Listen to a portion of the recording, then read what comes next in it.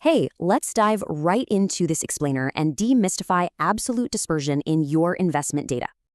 Sure, everyone loves high average returns, but honestly, focusing only on that completely blinds you to actual risk. Investing is basically a two-sided coin.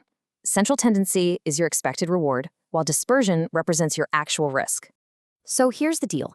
Absolute dispersion measures your data's variability entirely on its own, no outside benchmarks needed. To actually quantify this spread, financial analysts step through four specific statistical tools. Let's break them down.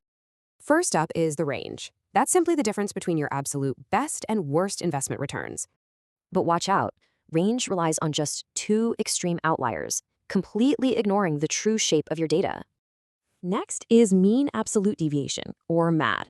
We just average the absolute distances of all returns from the mean. MAD is definitely better since it uses every single data point, but those absolute values, super clunky mathematically. To fix that clunkiness, we use variance.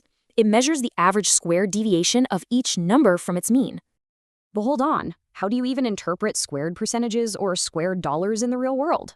You can't. Enter the gold standard, standard deviation. You literally just take the square root of the variance, problem solved.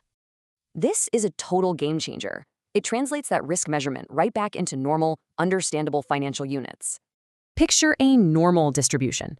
About 68% of your returns will fall within just one standard deviation of the mean.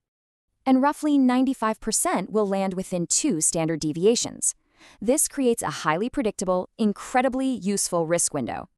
Looking back, you can see the clear upgrade path from the super basic range to the rock-solid standard deviation. So how does this drive your decisions? Well, it helps perfectly match your goals and define minimum acceptable returns. We can even use semi-deviation to reveal the absolute worst-case downside you should realistically expect from a risky asset. Keep in mind, higher dispersion literally distorts returns, creating a deceptive gap between expected and actual average payouts. Ultimately, knowing these metrics means you aren't flying blind. Investing is a constant battle of reward versus variability. I leave you with this. Are you balancing the pursuit of reward with your true tolerance for absolute dispersion?